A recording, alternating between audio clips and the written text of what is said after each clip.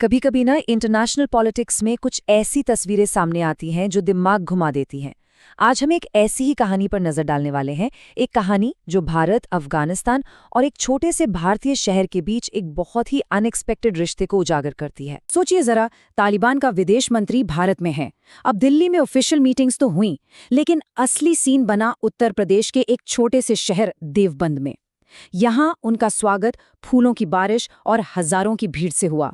मतलब एक ऐसा नजारा जिसकी शायद ही किसी ने उम्मीद की होगी। तो ये सवाल सबके दिमाग में आया, भाई अफगानिस्तान पर राज करने वाले तालिबान का इस इंडियन टाउन से आखिर क्या लेना देना? जवाब पॉलिटिक्स में नहीं, बल्कि इतिहास और आइडियोलॉजी की बहुत गहरी जड़ों में छिपा है। तो ये यात्रा दिल्ली की फॉर्मल मीटिंग से शुरू हुई, पर इसका असली सेंटर पॉइंट बना देवबंद। और सच कहें तो यहीं हुए स्वागत ने दुनिया भर के एक्सपर्ट्स का ध्यान अपनी ओर खींच लिया।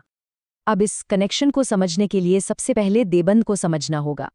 देखिए, यहाँ की 71% आबादी मुस्लिम है और ये शहर दुनिया के सबसे असरदार इस्लामिक शिक्षण संस्थानों में से एक दारुल उलूम देवबंद का घर है। मुत्ताकी ने अपने भाषण में सिर्फ शुक्रिया अदा नहीं किया, उन्होंने सीधे सीधे देवबंद और अफगानिस्तान के बीच एक गहरे रिश्ते की बात की, और यहीं से इस पहेली को सुलझाने का पहला क्लू मिला। तो आखिर ये कनेक्शन है क्या? देखिए, ये कोई आज का पॉलिटिकल एग्रीमेंट नहीं है। इसकी कहानी तो एक सदी से भी ज्यादा पुरानी है, और ये एक विचारधारा, एक आइडियोलॉजी की डोर से बंधी है। इस पूरी कहानी के सेंटर में है ये इंस्टीट्यूट, दारुल उलूम देवबंद।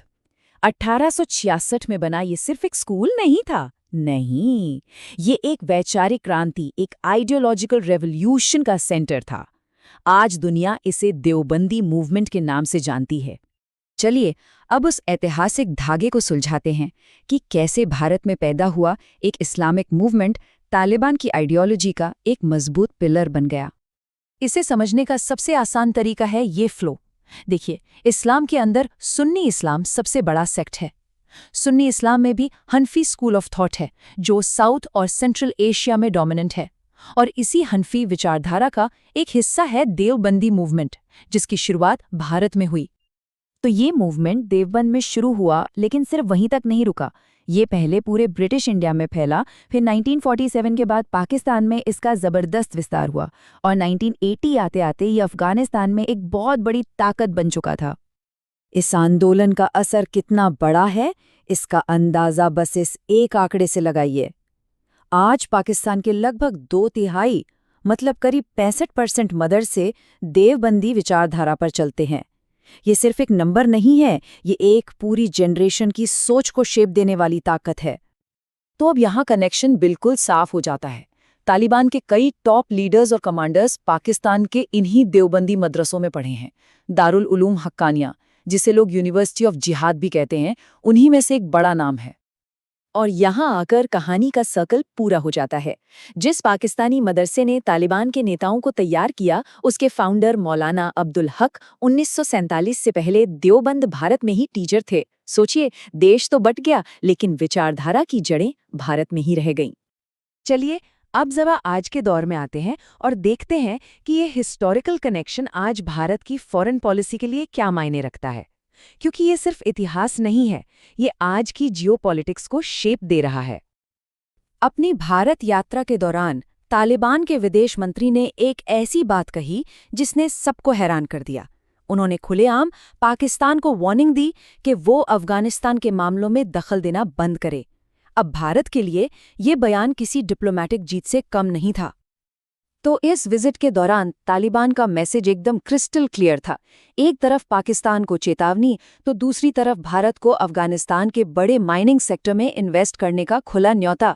ये एक बहुत ही साफ डिप्लोमैटिक मौका दिखाता है, और भारत ने भी इस मौके को हाथ से जाने नहीं दिया। विदेश मंत्री डॉक्टर एस जयशंकर ने फौरन इस इन्विटेशन का स्वागत किया और ये साफ कर दिया कि भारत अफगानिस्तान के डेवलपमेंट में एक जरूरी पार्टनर बनने के लिए तैयार है। तो इस पूरी कहानी का निचोड़ क्या है? आखिर एक सदियों पुराना धार्मिक कनेक्शन आज इतना जरूरी क्यों हो गया है?